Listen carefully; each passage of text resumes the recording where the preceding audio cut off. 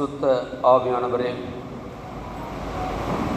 நீர் எங்களை கிருபையாய் கொடுத்திருக்கிற இந்த நாளுக்காக நன்றியோடு துதிக்கிற ஸ்தோத்திரிக்கிறோம். இந்த 2024ஆம் ஆண்டிலும் அப்பா உம்முடைய பாடும் மரணங்களை குறித்து தியானிக்கின்ற காலங்களாய் இந்த காலங்களில் எங்களுக்கு கொடுத்திருக்கிறீரே. இந்த 2 நாட்களின் முதலாம் ஞாயிற்றுக்கிழமையிலே நாங்கள் உங்களுடைய திருச்சமூகத்தில் அமர்ந்திருக்கிறோம். அப்பா, அடியனை மறைத்து இந்த நாளின் வார்த்தையை நீர் கொடுக்க வேண்டுமாய் ஜெபிக்கிறோம். பேசுகிறவள் நீங்கள் அல்ல, பிதாவின் ஆவியானவரே உங்கள் மூலமாய் பேசுவார் என்று சொன்ன தேவன் தாமே இப்பொழுதும் என் மூலமாய் உம்முடைய வார்த்தை வெளிப்பட வேண்டுமாய் ஜெபிக்கிறோம். நீர் பேசும் அப்பா. எல்லாவற்றையும் எங்கள் இறைவன் இயேசு கிறிஸ்துவின் மூலம் ஏறிருக்கிறோம் ஜீவன நல்ல பிதாவே, ஆமென். நம்முடைய பிதாவாகிய தேவனிருந்தும் ஆண்டவராய் இருக்கிற இயேசு கிறிஸ்துவிலிருந்தும் உங்கள் அனைவருக்கும் கிருபையும் சமாதானமும் உண்டாவதாக. அன்புக்குரியவர்களே, இந்த ஞாயிற்றுக்கிழமை குறித்து நாம் பார்க்கின்ற பொழுது இது உயிர்த்தெழுந்த திருநாளுக்கு முன்வரும் 6வது ஞாயிறு, லெந்து என்னும் நாட்களின் முதல் ஞாயிறு. இந்த லெந்து என்று சொல்கின்ற பொழுது இதை ஒரு சந்தி என்று சொல்வார்கள், பாடுகள் என்று சொல்வார்கள், தவக்காலம் என்று சொல்வார்கள். இந்த முதலாம் ஞாயிற்றுக்கிழமையிலே நான் அருளுரைக்கு செல்வதற்கு முன்பாக ஒருவேளை நம்முடைய தேவன் நமக்கு கொடுத்திருக்கின்ற ஆசீர்வாதம் என்ன? உங்களுக்கு இரட்டிப்பான ஆசீர்வாதங்களை தருவேன். ஆனால் என்னுடைய தாயும் தகப்பனும் எனக்கு இரட்டிப்பான நினைவு நாள்களை கொடுத்து சென்றிருக்கின்றார்கள். அதை நான் முதலாவது சொல்லி இந்த நாளுக்குரிய அருளுரைகளாக செல்ல இருக்கின்றேன். ஒருவேளை இந்த நாளிலே ஒருவரை திருவிருந்து என்று சொல்கின்ற பொழுது ஐயர் ஆயர் அவர்கள் தான் இருப்பார்கள். ஆனால் என்னை போட்ட பொழுது நான் நினைத்து பார்க்கின்றேன், 2009ஆம் ஆண்டு இதே லெந்து காலம் முதல் ஞாயிறன்று காலை 5 மணிக்கு என்னுடைய தாயார் கர்த்தருடைய பரம இளைப்பாறுதலுக்குள்ளாக கடந்து சென்றார்கள். அன்றைக்கு 2009 மார்ச் 1ஆம் தேதி. ஒருவேளை மார்ச் 1ஆம் தேதி அவர்களின் நினைவாளாக இருந்தாலும் என்றெல்லாம் தேவனுடைய சமூகத்திலே அமர்ந்திருக்கின்றேனோ அன்றெல்லாம் இந்த பாடுகளின் முதல் ஞாயிறிலே நான் என்னுடைய தாயாரை நான் நினைக்கின்ற சூழ்நிலை வந்து கொண்டே இருக்கின்றது. அதே போன்று 1999 நவம்பர் 28ஆம் தேதி என்னுடைய தகப்பனார் கர்த்தருக்குள்ளாக காலை 4:15 மணிக்கு பரம இளைப்பாறுதலுக்குள்ளாக நடந்து கொண்டார்கள். அது வருகையின் முதல் ஞாயிறு. என்றெல்லாம் வருகையின் முதல் ஞாயிறு நாம் திருச்சபை ஆரம்பித்திருக்கிறதோ, எப்பொழுதும் நான் 4:15 மணிக்கு நான் எழுந்து என்னுடைய மணியை பார்க்கின்றனோ என்னுடைய தகப்பனாரை ஒவ்வொரு நாளும் நான் பார்த்து கொண்டிருக்கின்றேன். இன்றைக்கு காலையில் 5 மணிக்கு தியானம் பண்ணி கொண்டிருக்கின்ற பொழுது என்னுடைய தாயாரை நினைக்கக்கூடிய சூழ்நிலை வந்தது. அன்புக்குரியவர்களே, எனவே நம்முடைய வாழ்க்கையிலே ஆண்டவர் நம்மை அழைத்திருப்பதின் நோக்கத்தை நாம் நிறைவேற்ற நாம் அழைக்கப்படுகின்றோம். இன்றைக்கு மிக அருமையான ஒரு தலைப்பை கொடுத்திருக்கின்றார்கள், எளியோரை தொடுதல், ஒடுக்கப்பட்டோரை சேர்த்து கொள்ளுதல். இன்றைக்கு உலகிலே சாத்தியமாய் இருக்கின்றதா? ஸ்டேட்டஸ். யார் எளியோரை போய் நாம் தொட்டு விசாரிக்கின்றவர்களாய் இருக்கின்றோம்? எளியோரிடத்தில் யார் கருணை காட்டுகின்றவர்களாய் இருக்கின்றோம்? இதெல்லாம் உணர்ந்து பார்த்துதான் திருச்சபையின் முன்னோர்கள் நமக்கு ஒவ்வொரு ஆராதனையிலும் இதைத்தான் பிரசங்கிக்க வேண்டும், இதோ அல்ல, இதைத்தான் திருச்சபை மக்கள் உணர்ந்து கொள்ள வேண்டும் என்று சொல்லி இந்த நாட்களை நமக்கு கிருபையாய் கொடுத்திருக்கிறார்கள். அது மட்டுமல்ல, ஒடுக்கப்பட்டோரை சேர்த்துக் கொள்ளுதல். இன்னைக்கு ஒடுக்கப்பட்டோர் என்று சொல்கின்ற பொழுது நாம் அநேகரை நாம் ஒடுக்கிக் கொண்டு வாழ்கின்ற மக்களாய் இருக்கின்றோம். அப்படி என்றால் நாம் யாரை சேர்த்துக் கொள்ள இருக்கின்றோம்? ஆண்டவர் எதிர்பார்க்கின்றது ஒடுக்கப்பட்டோரை சேர்த்துக் கொள்ளுங்கள். ஆனால் நாம் மற்றவர்களை ஒடுக்கி ஒடுக்கி ஒடுக்கி நம்மை முன்னிலைப்படுத்தி நாம் இந்த உலகத்திலே வாழ்ந்து கொண்டிருக்கின்றோம். அதுதான் உண்மை. திருச்சபை அவருடைய திருச்சபையின் உறுப்பினராக இருக்கிற நம்மை இதோ அல்ல. ஒருவேளை இன்றைக்கு ஆவிக்குரிய திருச்சபை இருக்கின்ற பொழுது அங்க போனாலும் உங்களுக்கு ஆசீர்வாதம் ஆசீர்வாதம் ஆசீர்வாதம் என்று சொல்லி அங்க பிரசங்கத்தை கேட்டு கேட்டு மக்கள் ஒரு ஜன கூட்டம் ஓடிக்கொண்டிருக்கின்றது. ஆனால் நீங்கள் நானும் இப்படிதான் வாழ வேண்டும் என்று சொல்லி நமக்கு எல்லாவற்றையும் வேதத்திலே கற்றுக் கொடுக்கின்றவராய் இருக்கின்றார் ஆண்டவர். இந்த வேத புத்தகம் என்பது ஏதோ புத்தகம் அல்ல, நம்முடைய வாழ்க்கை பயணத்திலே நாம் அனுதினமும் நாம் பயன்படுத்த வேண்டிய ஒன்றாய் இருக்கின்றது. இன்றைக்கு நம் வாழும் சமுதாயத்திலே, இந்திய சமுதாயத்திலே பார்க்கின்ற பொழுது இன்றைக்கு எங்கு பார்த்தாலும் பிரிவினைகள். அது இந்த நாட்களிலே கடந்த 10 ஆண்டுகளிலே அல்ல, இப்பொழுது ஒரு 5 ஆண்டுக்குள்ளாக எவ்வளவு பிரச்சனைகளை நாம் மேற்கொண்டிருக்கின்றோம். ஒருவேளை நாம் எல்லாரும் சொல்லுகின்றது மத்தியிலே இருக்கின்ற அரசாங்கம் என்று சொல்லி ஒரே வார்த்தையிலே சொல்லி முடித்து விடுகின்றோம். ஆனால் நம்முடைய உள்ளத்திலே நாம் சிந்தித்து பார்ப்போம் என்றால், நான் எப்படி வாழ்கின்றேன், ஒரே நான் மற்றவர்களை சொல்லுகின்றேனே, என்னுடைய வாழ்க்கை எப்படியாக இருக்கின்றது என்பதை நாம் சிந்தித்து பார்க்க நாம் இருக்க அழைக்கப்படுகின்றோம். பல்லாயிரம் ஆண்டுகளாக இன்னைக்கு பார்க்கின்ற பொழுது பிரிவினைகள் எங்கும் பரவி கொண்டிருக்கின்றது. பிரித்தாலும் சூழ்ச்சிகள் நடந்து கொண்டிருக்கின்றது.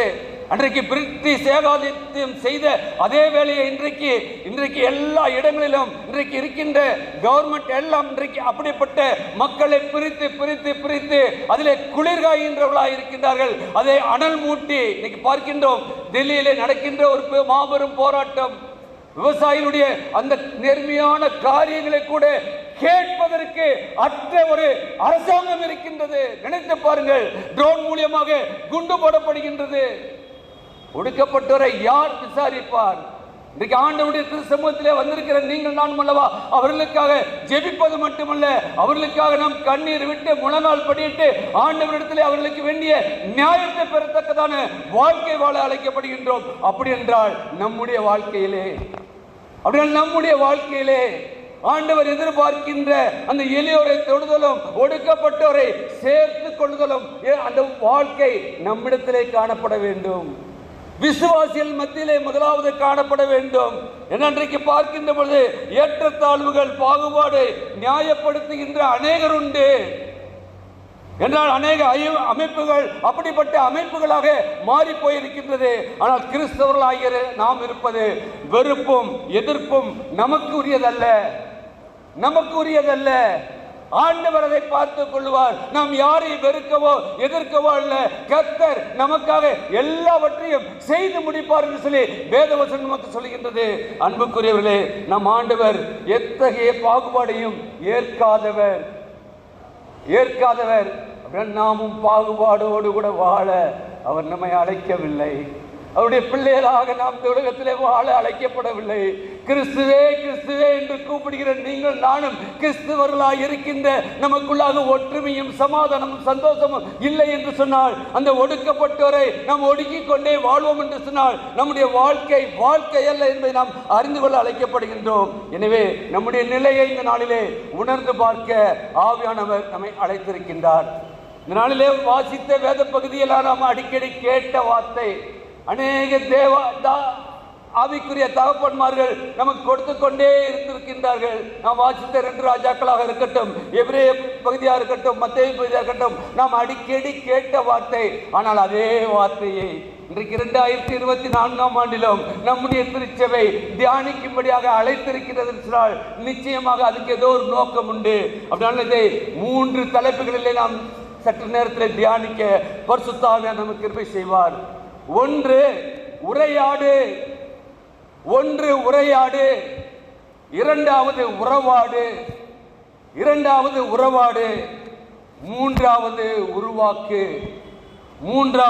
உருவாக்கு.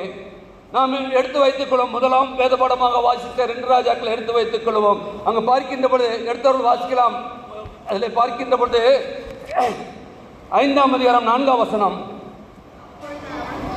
அப்பொழுது அவன் போய் இஸ்ரவேல் தேசத்து பெண்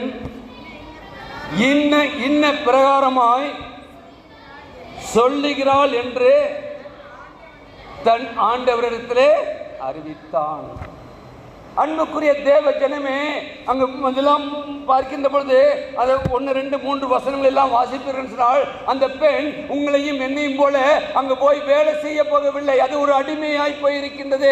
அங்கு எஜமான் என்ன சொல்கிறாரோ அதைத்தான் கேட்க வேண்டும். தன்னுடைய கருத்தை சொல்ல முடியாது. இன்றைக்கு அநேகருடைய வாழ்க்கையும் அப்படித்தான். தன்னுடைய கருத்தை சொல்ல முடியாதபடி இன்னைக்கு வாழ்ந்து கொண்டிருக்கின்றோம். ஆனால் இங்கு சொல்லப்படுகின்றது, அந்த சிறுமி என்று சொல்லப்படுகிறது, பெயர் குறிப்பிடாத ஒரு சிறுமி. அங்கு சொல்லுகிறார், அவர் புத்தியாய், ஆண்டவருக்கு சாட்சியாய், நம்பிக்கையாய் நான் தலைவரிடத்திலே போய் நான் சொல்லுவேன் என்று சொல்லுகின்றார். ஒரு பாசமான உரையாடல்.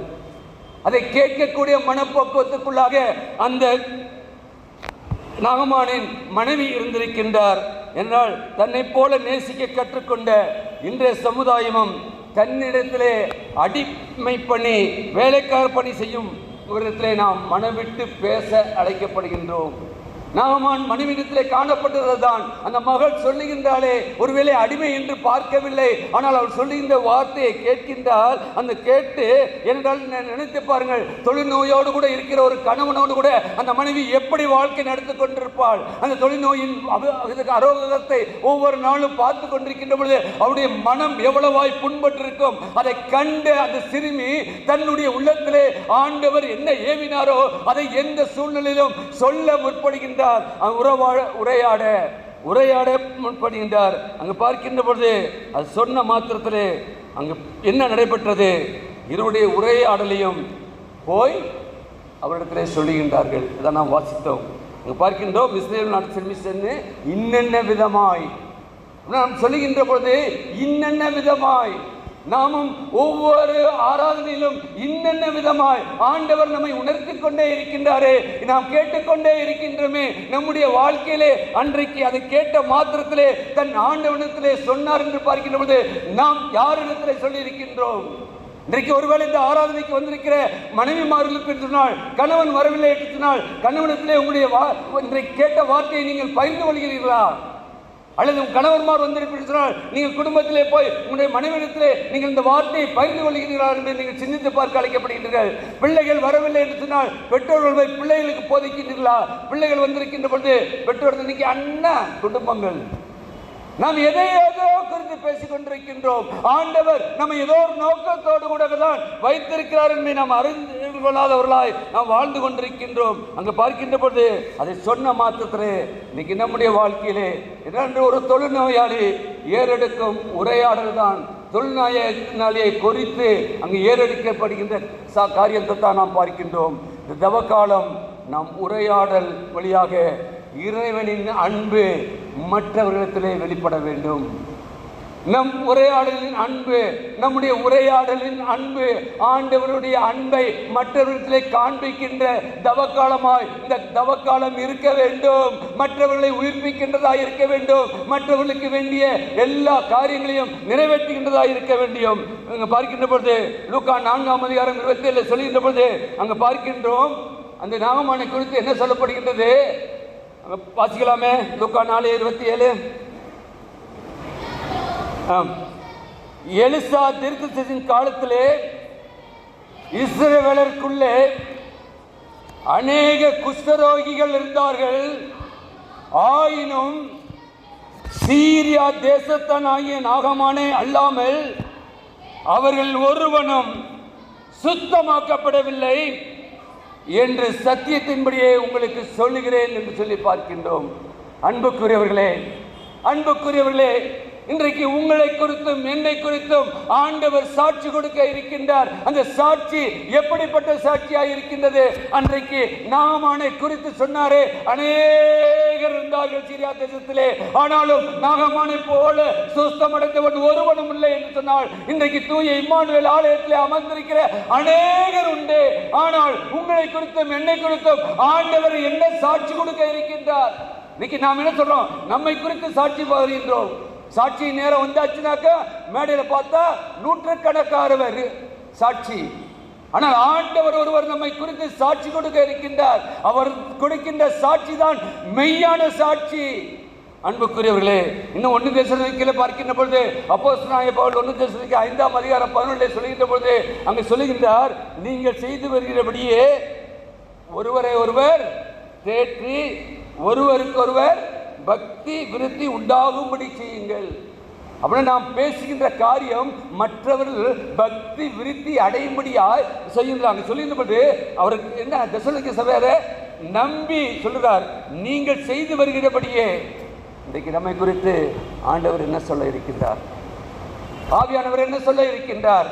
அன்றைக்கு அப்போஸ்தலனாகிய பவுல் சொல்றார், நீங்கள் செய்து வருகிறபடியே.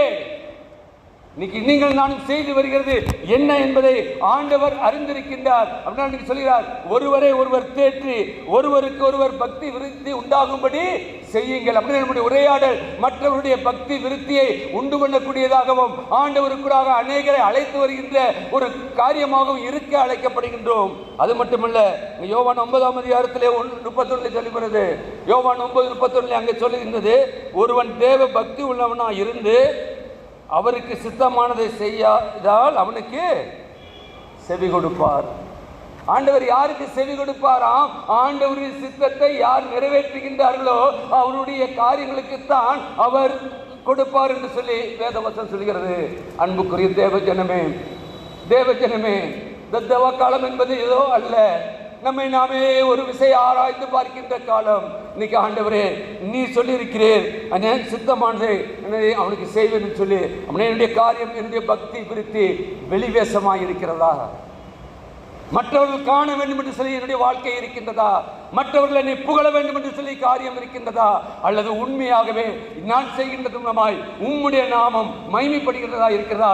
உமக்கு நான் மகிமை செய்கின்ற மகனாய் மகளாய் இந்த உலகத்திலே வாழ்கிறேன் என்பதை நாம் சிந்தித்து பார்க்க அழைக்கப்படுகின்றோம். இரண்டாவதாக உறவாடு. முதலாவது உரையாடு, இரண்டாவது உறவாடு. மத்தேயு 8ஆம் அதிகாரம் 3ஆம் வசனத்தை வாசிப்போம். 8:3. இயேசு தமது கையை நீட்டி அவனை தொட்டு, எனக்கு சித்தம் உண்டு, சுத்தமாக என்றார். உடனே குஷ்டரோகம் நீங்கி அவன் சுஸ்தமானான். அன்புக்குரிய தேவஜனமே, குஷ்டரோகம் என்பது எவ்வளவு கொடிய நோய் என்பதை நாம் அறிந்திருக்கின்றோம். அது அணு அணுவாய் ஒவ்வொருடைய உறுப்பையும் அவர் செயலுக்கு செய்கின்ற காரியம். ஒருவேளை இந்த நாட்களிலே நம்மோடு கூட வாழ்ந்து கொண்டிருக்கின்ற தொழுநாயை பார்க்கின்றோம். நான் பழைய ஏற்பாட்டு காலத்திலே பார்க்கின்ற லேவியர்களை போய் பார்க்கின்றனால் தொழுநோய் வந்து விட்டால் அவர்கள் என்ன செய்வார்கள்? அவர் குடும்பத்தாரே அவர்களை பாளையத்துக்கு புறம்பாய், ஊருக்கு புறம்பாய் கொண்டு போய் விட்டு விடுவார்கள். நினைத்து பாருங்கள், நினைத்து பாருங்கள். அவருடைய சரீரத்திலே வேதனை, அவருடைய புண்களினால் அவர்களுக்கு வரக்கூடிய பாடுகள், இவ்வளவு பாடுகளின் மத்தியில் இருக்கின்ற மக்களுக்கு ஆதலாக இருக்க வேண்டிய குடும்பத்தாரே கொண்டு போய் விட்டு விடுகின்றார்கள். விட்டு நேரத்துக்கு போய் சாப்பாடை வச்சுருவாங்க, சாப்பாடை எடுத்து சாப்பிட்டுருப்பாங்க. ஆனால் இங்கே நடைபெற்ற காரியம் என்ன? நீங்கள் நானும் ஆராதிக்கின்ற கர்த்தர் நேற்றும் இன்றும் என்றும், அது ஆரம்பிக்கின்றது, நேற்றும் இன்றும் என்றும் மாறாதவர் ஆண்டவராகிய இயேசு கிறிஸ்து என்ன செய்கின்றார்? மலைப்பிரசங்கத்தை முடித்து விட்டு திரளான ஜனங்களுக்கு அநேக உபதேசங்களை கொடுத்து விட்டு கீழே இறங்கி வருகின்றார். வருகின்ற பொழுது அங்கே குஷ்டரோகி ஒருவன் அவரை பணிந்து கொண்டான் என்று பார்க்கின்றோம். இன்றைக்கு நம்முடைய நிலைமையை உணர்ந்து பார்த்து அவன் அங்கே சொல்லுகின்ற வார்த்தை, அங்கே ஆண்டவரே உமக்கு சுத்தமானால் என்னை சுத்தமாக்க ஆகும் என்று சொல்லி வேண்டுவேன். ஐயா வாசிக்கின்ற போட்டு மிக அருமையாக ஒரு இன்ட்ரோடக்ஷன். தொழுநாயுடைய ஜெபம், அவனை உறவாடுதல் என்பது ஆண்டவரோடு கூட நாம் ஜெபிக்கின்ற ஜெபம். ஆண்டவருக்கு நாம் கேட்கின்றோம், அவர் நமக்கு மறுமுறை கொடுக்கிறார். உரையாடல். அப்படினால் அவர் செய்கின்ற காரியங்கள், அவர் சொல்கின்ற பொழுது இந்த தொழுநோயாளியுடைய மன்றாட்டு ஜெபம். இன்றைக்கு நம்முடைய வாழ்க்கையிலே பார்க்கின்ற பொழுது இயேசு அதை கேள்விப்பட்ட பொழுது அங்கே பார்க்கின்றோம், அவனை வந்து தொட்டு சுகமாக்கினார் என்று சொல்லி பார்க்கின்றோம். அன்புக்குரியவர்களே, இயேசுவிடம் அங்கே வந்த பொழுது அவர் அவனை புறம்பே தள்ளவில்லை. இன்றைக்கி நாம் எத்தனை பேரை வேண்டாம், இவங்க வேண்டாம், அவங்க வேண்டாம், வாழ்ந்துக்கிட்டு இருக்கோம்ல, வாழ்கிறோமா இல்லையா? ஆனால் ஆண்டவர் சொல்கின்றார், அங்கே எல்லாரையும் இருக்கிறவர், யாவரையும் ஏற்றுக்கொள்கின்றவர், ஏற்றுக்கொண்ட கர்த்தர் அங்கு வருகிறார். அவர் வார்த்தையை அங்கு சொல்கின்ற பொழுது அவன் தனிமையாய் இருக்கின்றான், தனிமையாய் வருகின்றான். அங்கு பார்க்கின்ற பொழுது அவரை பணிந்து கொண்டான். உமக்கு சித்தமானால் அநேகர் இருந்திருக்கலாம், அநேக குஷ்டரோகிகள் இருந்திருக்கலாம், ஆனால் ஒருவன் வந்து ஆண்டவரை பணிந்து கொண்டான் என்று சொல்கின்றது. இன்றைக்கி நம்முடைய நிலைமையை ஒரு விஷயம் ஆராய்ந்து பார்ப்போம். ஆண்டவரே, நான் ஒருவேளை சரீர பிரகாரம் என்னுடைய வாழ்க்கையை நீர் அறிந்திருக்கிறப்பா, ஒருவேளை இருக்கின்ற மக்கள் எல்லாம் என்னையும் உன்னையும் பார்த்து கொண்டிருக்கிறார்கள். என்னுடைய உள்ளத்திலே என்னுடைய வாழ்க்கையை நீர் அறிந்திருக்கிறேன். என்னுடைய வாழ்க்கை எப்படிப்பட்டதாய், ஒருவேளை அந்த குஷ்டரோகியை போல என்னுடைய வாழ்க்கையிலே, என்னுடைய செயல்பாட்டிலே, என்னுடைய பேச்சிலே, என்னுடைய நடக்கையிலே நாறுகின்ற ஒரு வாழ்க்கை இருக்கின்றதா? குஷ்டரோகி என்பது நாற்றம் எடுக்கும், சீல் வரும். அப்படிப்பட்ட சூழ்நிலை. நான் கல்கட்டாவுக்கு ட்ரைனிங் போயிருந்த பொழுது 3 வாரம் தொடர்ந்து நான் மதர் தெரசாவுடைய சேரிட்டிக்கு செல்ல வேண்டிய இது ஏற்பட்டது. 3 ஞாயிற்றுக்கிழமை நான் தொடர்ந்து அங்கே சென்றேன். சென்ற பொழுது ஒவ்வொரு காலையில் போயிட்டு மத்தியானம் வரைக்கும் அங்கே இருந்து வருவேன். அங்கே பார்த்த காரியம், இந்த மதர் தெரசா உண்மையிலே இன்றைக்கி புனிதராக இருக்கிறார். ஹல்லேலூயா. அது இருப்பதற்கு காரணம் என்ன? அங்கே போய் பார்த்தீங்கன்னு சொன்னால் நிச்சயமாக நம்முடைய கண்களிலே கண்ணீர் வரும். இன்றைக்கு நாம் என்ன செய்து கொண்டிருக்கின்றோம்? அவரும் உங்களையும் என்னை போல ஆண்டவரை ஏற்றுக்கொண்டவர் தான். அவரும் அன்றைக்கு எந்த விதமான இது இல்லாதபடி ஒரு பணக்கார இடத்துல போய் அவர் ஏதாவது கொடுங்கள் என்று சொன்னபொழுது அவன் என்ன கொடுத்தான்? எச்சிலை துப்புனான்.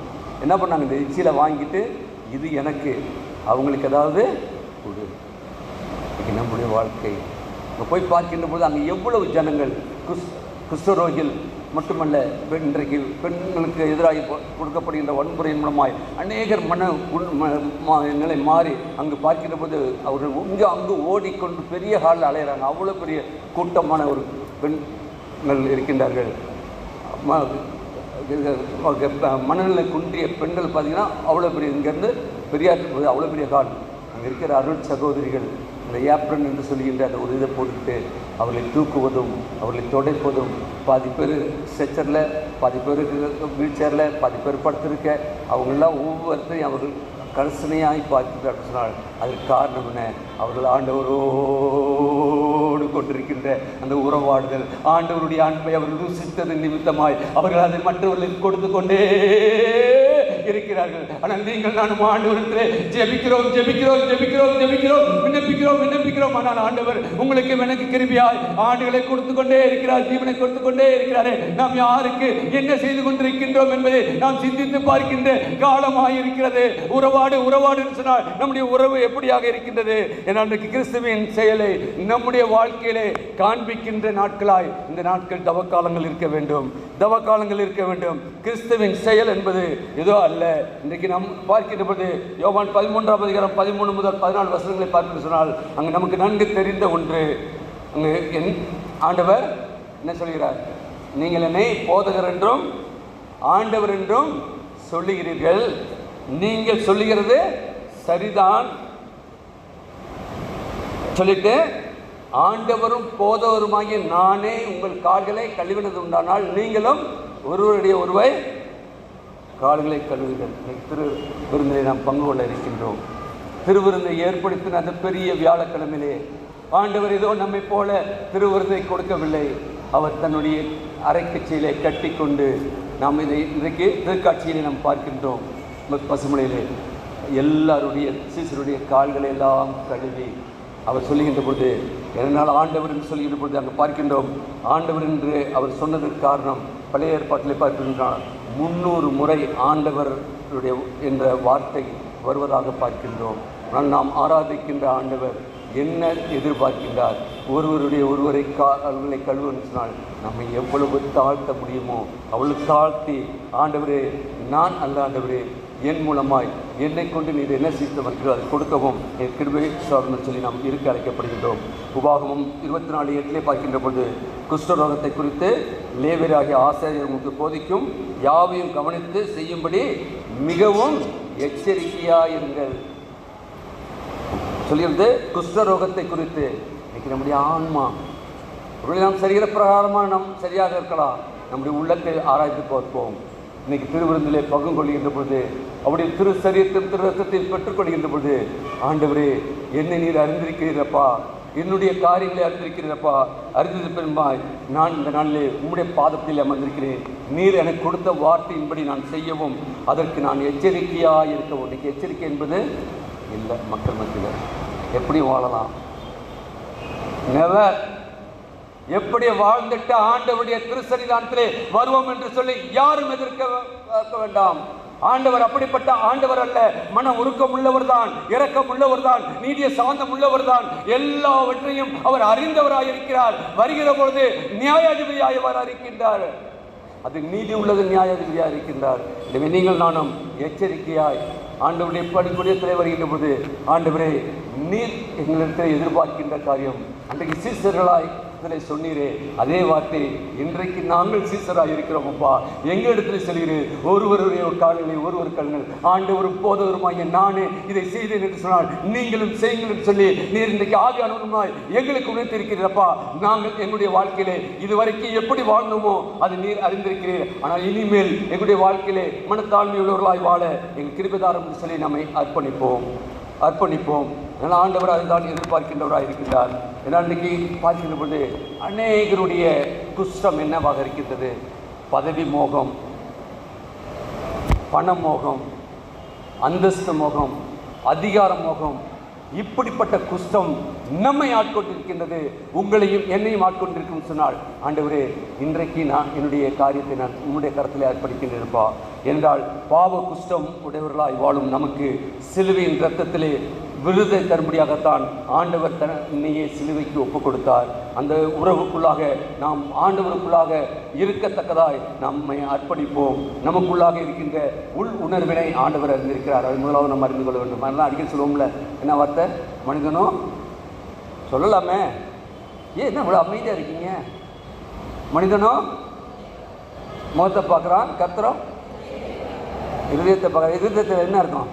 இதயத்தில் என்ன சிந்திக்கிறோமோ அதான் நம்முடைய செயல்பட வரும். நம்ம என்ன செய்கிறோமோ அதான் காரியம். அதான் அங்கே பார்க்கிற போது ஆண்டவர் சிலுவையில் மரித்தது வெளிப்பக்கமான பாவம் இல்லை, நம்முடைய உள்ளான பாவங்களை அறிந்திருந்தவர் தான் தன்னை ஜீவ பலியாக ஒப்புக் கொடுத்து இன்றைக்கும் அந்த திருவிருந்திலே அந்த பரிசுத்தமுள்ள இரத்தத்தின் மூலமாய் நம்முடைய இருதயத்தை கழுவி சுத்திகரிக்க சித்தமுள்ளவராய் இருக்கின்றார். கல்லான இருதயம் அல்ல, மாட்டேன். ஆண்டவருடைய திருச்சமூகத்தில் மாட்டேன் என்ற வார்த்தைக்கு அல்ல, ஆண்டவரே உம்முடைய சித்தத்தை நிறைவேற்ற என்னை அர்ப்பணிக்கின்றேன் என்று சொல்லி நாம் ஆயத்தப்பட வேண்டும். மூன்றாவதாக உருவாக்கு. முதலாவதாக சொன்னேன், சொல்லி முடித்தாச்சு. உறவாடு, உருவாக்கு. என்ன உருவாக்க வேண்டும்? எபிரேயர் இருக்கலாம். எபிரேயர் 13:13. ஆகையால் நாம் அவருடைய நிந்தையை சுமந்து பாளையத்துக்கு புறம்பே கடவோம். பார்க்கிறபோது அதுக்கு முந்தின வருஷத்தை பார்த்தீங்கன்னா, இயேசுவும் தம்முடைய சொந்த இரத்தத்தினாலே ஜனத்தை பரிசுத்தபடியாக என்ன பண்ணாரா? நகரத்துக்கு வாசலுக்கு புறம்பே புறப்பட்டார். ஏதோ குஷ்டரோகி அல்ல, நீங்களும் நானும் ஆராதிக்கின்ற கர்த்தர் நீங்களும் நானும் போக வேண்டிய இடத்துக்கு அவரே போகின்றார். போய் அவர் என்ன செய்கின்றார்? புறம்பாக போகின்றார். போன நிமித்தமாக நம்முடைய நிந்தையை சுமந்து பாளையத்துக்கு புறம்பே அவரிடத்தில் புறப்பட்டு போக கடவோம். நீங்கள் நானும் ஆண்டவரை ஆலயத்தில் மட்டுமல்ல, நாம் இருக்கின்ற இடங்களிலெல்லாம் ஆண்டவரை ஆராதிக்க நாம் அழைக்கப்படுகின்றோம். இன்றைக்கு ஆன்மீக மனம் வீசும்படியான தவ காலத்துக்குள்ளாக வந்திருக்கின்றோம். பார்த்து எங்கே பார்த்தாலும் கன்வென்ஷன், எங்கே பார்த்தாலும் ஆவிக்குரிய கூட்டங்கள், உபவாசங்கள், எங்கே பார்த்தாலும் எல்லா ஆலயங்களிலும் பெரிய பேனர்கள் எல்லாம் வச்சு அநேக ஊழியர்களை கூப்பிட்டு இன்னைக்கு நடந்து கொண்டிருக்கின்றது. ஆனால் மனம் திரும்பாமல் போகின்ற பொழுது ஆண்டவர் இதை எதையும் அவர் அங்கீகரிப்பதில்லை. நாம் எவ்வளவுதான் செய்தாலும் கூட மனம் திரும்புகிற ஒரே பாவியின் நிமித்தம் பரலோகத்திலே மிகுந்த சந்தோஷம் உண்டு. அதற்காக தான் திருச்சபை இந்த தவக்காலங்களை கொடுத்து அநேகரை திருச்சபையிலே அழைத்து இன்றைக்கு நமக்கு வசனத்தை கொடுத்து கொண்டிருக்கின்றார்கள், வார்த்தையை கொடுத்து கொண்டிருக்கிறார்கள். அந்த வார்த்தை ஜீவுள்ள வார்த்தை என்பதை நாம் உணர்ந்து நாம் உட்கொண்டு நம்முடைய வாழ்க்கையிலே அதை வரக்கூடிய நாட்களிலே வெளிப்படுத்த வேண்டும். அன்றைக்கு பார்க்கின்ற பொழுது இன்னைக்கு அநேக காரியங்களை பார்க்கின்றோம். நமக்கு தெரியும் பேதுருடைய வாழ்க்கையில் நடைபெற்ற காரியம். 1 பேதுரு 4ஆம் அதிகாரத்தில் பார்க்கின்ற பொழுது 14ஆம் வசனம் சொல்கின்றது,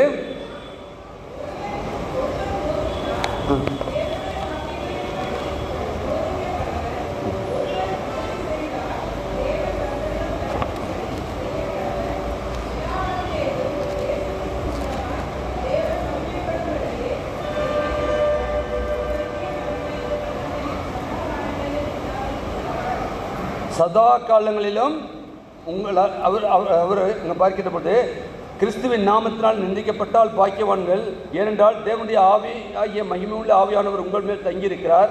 அவராலே தூஷிக்கப்பட்டு இருக்கிறார், உங்களாலே மகிமைப்படுத்தப்பட்டிருக்கிறார். அப்படின்னா ரெண்டு விதமான மக்கள், ஆண்டவரை மகிமைப்படுத்துகின்ற மக்கள், ஆண்டவரை தூசிக்கின்ற மக்கள். அப்படின்னு நம்முடைய வாழ்க்கையிலே இந்த தவ காலத்திலே ஆண்டவரே நான் எந்த இதில் இருக்கின்றேன், என்னுடைய வாழ்க்கை என்ன என்பதை நாம் சிந்தித்து பார்க்க அழைக்கப்படுகின்றோம். என்னால் பேதுரு அடிகளாரை பார்க்கின்ற பொழுது அவரிடத்தில் தான் திருச்சபையை கொடுக்கின்றார். திருச்சபையை கொடுத்தார் என்று நாம் அறிந்திருக்கின்றோம். யோவான் 21ஆம் அதிகாரத்தில் பார்த்தீங்கன்னா நம்ம நல்லா போகிறோம். அழகாக நேசிக்கின்றாயா நேசிக்கின்றாயா, அழகான பாட்டு. ஆனால் நம்ம என்ன சொல்கிறோம், சிலுவை காட்சியை பார்த்த பின்னும் உண்மை நேசியாமல் இருப்பேனும். நல்லா அழகாக பாடுறோம். சிலுவை காட்சியை பார்த்துட்டு தான் ஒவ்வொரு ஆண்டும் தவக்காலம் மட்டுமல்ல, நாம் எப்பொழுதெல்லாம் தேவ சமூகத்தில் வருகிறோமோ அவருடைய சிலுவையை நாம் நோக்கி பார்த்து கொண்டே இருக்கின்றோம் என்று சொன்னால் அங்கே பார்க்கின்றோம். அவரிடத்துல வந்து என்ன செய்கிறார், இடத்துல நீ நேசிக்கின்றாயா. எத்தனை தடவை? 3 முறை கேட்டார். முதல் முறை கேட்டார், பதில் சொன்னார். 2வது முறை கேட்டார், 3ஆம் முறை கேட்குறாரு. அப்பா அழுது மனம் கசந்து நான் உன்னை நேசிக்கிறேன் என்று நீர் அறிந்திருக்கிறீர். ஹல்லேலூயா. இன்றைக்கு உங்களையும் என்னையும் குறித்து ஆண்டவர், நம்முடைய பாடுகள் உண்டு, ஆண்டவருடைய க்காக நாம் எதாவது செய்ய முற்படுகிற போது பாடுகளும் வேதனைகளும் நிந்தைகளும் அவமானங்களும் உண்டாலும் கூட நாம் ஆண்டவரை நேசிக்கின்றோம் என்பதை ஆண்டவர் அறிந்திருப்பார் சொன்னால் அதன் மூலமாக நமக்கு கிடைக்கின்ற மகிமையான ஒரு வாழ்க்கை உண்டு. அந்த வாழ்க்கை தான் அவர் எப்படி மரித்து 3ஆம் நாளில் உயிர்த்தெழுந்தாரோ அதே போன்ற நம்முடைய வாழ்க்கையிலும் அப்படி ஒரு மகிமையான வாழ்க்கையை நாம் பெற்றுக்கொள்ள நாம் அழைக்கப்பட்டவர்களாக இருக்கின்றோம். அன்புக்குரியவர்களே, என்றால் இயேசு நமக்கு தந்திருக்கும் பணி, வாழ்வு, ஒதுக்கப்பட்டவர்களையும் உள்ளம் உடைந்தவர்களையும் துயரற்ற அனுபவங்களையும் ஏழைகளையும் போன்றவர்களை நாம் உரையாடி அவரிடத்திலே உறவாடி அவர்களை உருவாக்க வேண்டும். யாருக்காக? இயேசுவுக்காக உருவாக்க வேண்டும். நாம் எங்கே போகிறோம்? எத்தனை பேருக்கு நாம் நற்செய்தியை சொல்லிக் கொண்டிருக்கின்றோம்? படிக்கின்றோம். உரையாடி உறவாடி அவர்களை உருவாக்க வேண்டும். அன்றைக்கு உருவாக்கும் பணியை தான் திருச்சபை செய்து கொண்டிருக்கின்றது. தவக்காலம் என்பது திருச்சபை ஏதோ அல்ல, நடைபெறுகின்ற எல்லா ஆராதனைகளிலும் ஆண்டவருடைய பிரசன்னத்தை நாம் உணரவும், ஆண்டவர் மூலமாய் அவர் சிலுவையில் சிந்தின இரத்தத்தை நாம் பெறுகின்ற பொழுதெல்லாம் ஆண்டவரே எனக்குள்ளாக உருவாக்கும் ஆண்டவரே, முதலாவது என்னை உருவாக்கும் ஆண்டவரே, அதன் மூலமாய் ஆண்டவரே நான் மற்றவர்களை உமக்கென்று உருவாக்க எனக்கு கிருபைதாரும் சொல்லி நாம் மற்றவர்களுக்காக கரிசனைப்படுகின்றவர்களாய் மற்றவர்களை ஆதரிக்கின்றவர்களாய் வாழ உங்களுக்கும் எனக்கும் பரிசுத்த ஆவியானவருடைய கிருபையும் ஒத்தாசையும் செய்வாராக. ஆமென். ஜெபம் செய்வோம். மகா கிருபையும் இரக்கமுள்ள கர்த்தாவே, நீர் எங்களுக்கு கிருபையாய் கொடுத்த வார்த்தைக்காக நன்றியோடு துதிக்கிறோம், ஸ்தோத்திரிக்கிறோம். ஆம் கர்த்தாவே, நீர் எங்களை அழைத்திருக்கிறீர். அழைத்ததின் நோக்கத்தை கர்த்தாவே இந்த நாளிலே கர்த்தாவே நீர் எங்களுக்கு வெளிப்படுத்தியிருக்கிறீர். திருச்சபையின் மூலமாய் எளியோரை தொடுதல், ஒடுக்கப்பட்டோரை சேர்த்துக் கொள்ளுதல் என்று சொல்லுகின்ற பொழுது அப்பா கர்த்தாவே, அந்த சிறு பெண் தன்னுடைய முதலாளி இடத்திலே உரையாடினது போல, தன்னுடைய எஜமானி இடத்திலே உரையாடினது போல நாங்களும் மற்றவர்களோடு உரையாடி மற்றவர்களுக்கு வேண்டிய நற்செய்தியை அறிவிக்கத்தக்கதான கிருபை நம்ம ஜெபிக்கிறோம்ப்பா. ஆம் கர்த்தாவே, உறவாடுகின்ற பொழுது கர்த்தாவே நீர் கர்த்தாவே எங்களுடைய ஜெபத்துக்கு நீர் பதில் கொடுக்கின்றீர். அன்றைக்கு குஷ்டரோகி நோக்கி கூப்பிட்ட பொழுது கர்த்தாவே கை நீட்டின தேவன், இன்றைக்கு உடைய கல்வாரியிலே உடைய கை நீட்டப்பட்ட கரமாய் இருக்கிறது. அதன் மூலமாக வருகின்ற அந்த பரிசுத்த இரத்தத்தை இந்த நாளில் நாங்கள் பெற்றுக்கொள்ள ஆயத்தமாக இருக்கிறோம். எங்களையும் நீர் கழுவி சுத்திகரிக்க ஜெபிக்கிறோம்ப்பா. எங்களை நீர் உருவாக்கும் ஆண்டவரே, உமக்கென்று உருவாக்குவது மட்டுமல்ல, நாங்கள் மற்றவர்களை உருவாக்குகின்ற பாத்திரமாய் எங்களை நீ வணைய வேண்டுமாய் நீ பிரேசும் ஜெபிக்கிறோம். ஜீவன நிலம் தாவே. ஆமேன். ஆமேன்.